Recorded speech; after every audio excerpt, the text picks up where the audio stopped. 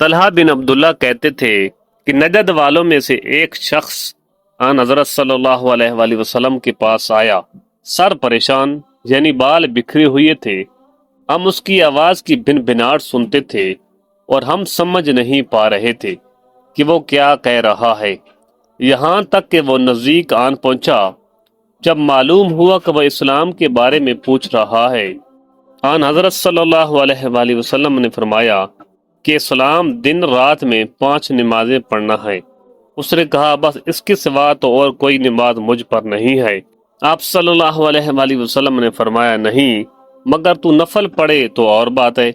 آن حضرت صلی اللہ علیہ وآلہ وسلم نے فرمایا رمضان کے روزے رکھنا۔ اس نے کہا تو اور کوئی روزہ مجھ پر نہیں ہے۔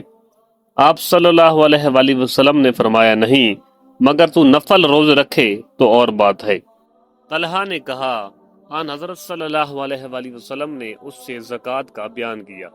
وہ کہنے لگا کہ بس کوئی اور صدقہ مجھ پر نہیں ہے۔ آپ صلی اللہ علیہ وآلہ وسلم نے فرمایا نہیں، مگر یہ کہ تو نفل صدقہ دے دے تو اور بات ہے۔ پھر وہ شخص پیٹھ موڑ کر چلا، یوں کہتا جاتا تھا قسم خدا کی میں نہ اس سے بڑھاؤں گا نہ گھٹاؤں گا۔ آن حضرت صلی اللہ علیہ وآلہ وسلم نے فرمایا اگر یہ سچا ہے تو اپنی مراد کو پہنچ گیا۔ صحیح بخاری حدیث نمبر 46۔